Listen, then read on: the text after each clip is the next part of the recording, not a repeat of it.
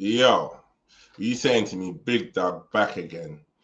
You done no quick one, and I just want to highlight what I feel a lot of the Arsenal fans and the problem that they have with the whole Madueke deal. And I think part of the problem you have, and first off, let me just say, yeah, the Muriels, the defacing of the Muriels, the overreaction of the fans, I'm not with that. Like, I'm not with it. Like, yes, deals happen and we're not happy with it, but to the extents and the levels and all what Arsenal fans are doing right now, I'm not with that. Like, once a player becomes a player, an Arsenal player, I'm gonna support him wholeheartedly. And what the fans are doing, crashing out the way that they're crashing out, listen, I'm not with it. It's not my cup of tea. You get what I'm saying? But what I will feel like, and I will like, talk in defense of the fan base, is that I feel like the problem we have and what a lot of the fans have is the fact that other business isn't done, and we're so quick to splash this money on Madueke. Like I said in my clip yesterday, I kind of touched on this, but with everything that's been going on, I want to talk on it again. Like, part of the problem you have is if it had Gokares deal been over the line and we secured Gokares in talks with Eze, and then the Madueke deal was to come in, I feel like the fan base would be a bit more at ease with that. But I feel like the problem you have at the moment is that, and even I have it, I think there's like a sense of anxiety because, PTSD, we've been here before, we've been linked with players, it's not happening, and we always end up getting a budget version of what we was actually looking for. And I think that is part of the problem. Like, Madueke on paper is not a bad player. Like, in terms of a player that's coming in to kind of deputize for Saka if we need to rest him or he gets injured or whatever, it's not a bad option. It's not a bad option. But I just think part of the problem is because he came from Chelsea. That if we'd went and picked him up from Nottingham Forest, or we'd went and picked him up from, I don't know, Marseille, or like similar to the Pepe deal, when Pepe came in for 75 million, there wasn't a problem. But now, because Madueke is from Chelsea, we're looking at him like he's a Chelsea reject. He's not really a reject. Chelsea just have an abundance of attackers. They got like something like 19 to 10 attackers, like maybe even 9 to 10 attackers. Like, so it's they've got over and above what they need. And I've seen clubs spend more on worse. You look at like Sancho going to Man United hasn't worked out, but they paid big money to get Sancho in, sent him out on loan, done whatever, he's gone Dortmund, it's not worked out. Man United again, Anthony, over 100 mil they paid and to get that deal done. Mudryk was all tweaking for Mudryk and he went to Chelsea and it was a flop. You know what I mean? So other teams have done deals that haven't worked out. So I feel like we need to be patient, give the boy, some support. He's an Arsenal man now. And yes, fans can be mad, but I just think it's an over exaggeration.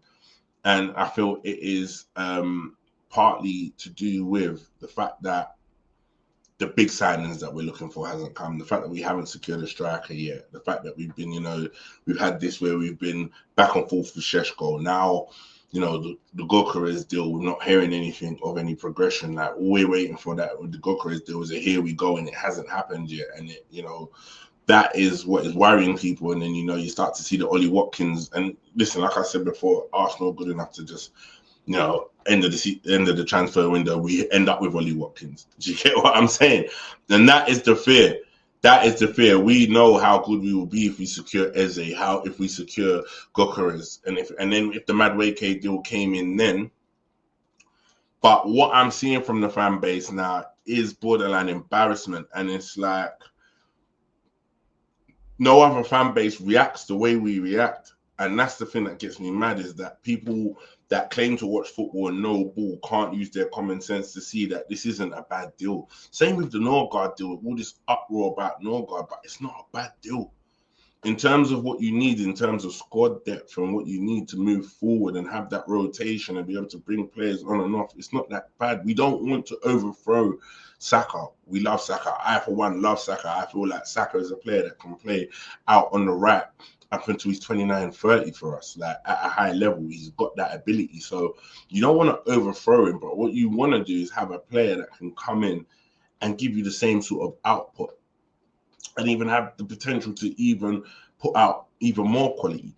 And I can see where they've looked at Madueke. He's come through the ranks. He's an England international. He has that potential, and he offers something different. So why wouldn't we go for that? Like at the end of the day, we've been dealing with Reece Nelsons, the Smith Rose, all these players that just haven't been up to the quality. And now we've got another player, potential player. You know, there's even some that we forget about, like Marquinhos, wherever he went, Brazil and whatever, and he's gone. You know what I'm saying? Like, we've had players that just ain't up to scratch. So that what makes this one so bad? It's just, I feel like it's literally because it feels like we're just bailing Chelsea out, and everyone else wants to see the other teams around them crumble and fail and do whatever. Listen, we will be what we are regardless where we get the players from. Like, we can't watch what Chelsea are doing over there. We can't watch what Liverpool are doing. We just got to watch what we're doing.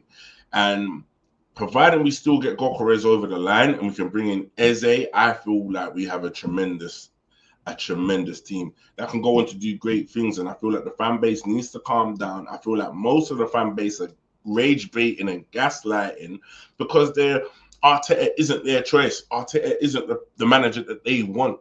And that's what part of it is. You have a fan base, a large majority of the fan base that are supportive of the manager and supportive of what we're doing and where we've come from. And then you have another section of the fan base that any step of the way, if they can disrupt or have their voice heard or with their disapproval of the manager, they will do that. And I think that's where we're at right now. And I think everyone needs to stay calm. The transfer window is still open till September, which gives us pretty much a month and a half to get our business done. And I would like to think that within that month and a half, we will, where come September the 1st, I feel like we will have every piece of the puzzle that we need. Do you get what I'm saying? Like, now, yes, I understand if the Madueke deal jeopardizes a deal on the table, potentially like a Rodrigo, then we can come and have a leg to stand on in terms of an argument. But for now, we do not know what's going on. For now, we have to just be patient, take time and see how this plays out and how the transfer window plays out. But for now, like, my thing is that Madueke is an Arsenal player now. He'll be traveling down to do his medical. And as a fan base, collectively, we have to get behind him now. He's one of us now. Whether we like it or not, he is one of us. And we've had worse windows and worse players coming over history. So the ceiling is high. With Madueke, he has potential. We know what we can do. We've seen him at Chelsea. We see how a season ago that he was lighting it up. So let's just hope he can rediscover that form. And long and short, and how I'm going to end it is, last season when we brought in Sterling, a lot of the fan base was saying my man can go and do bits, yeah, and it ended up doing nothing. So one thing's for certain, Madueke ain't going to be as bad as Sterling was.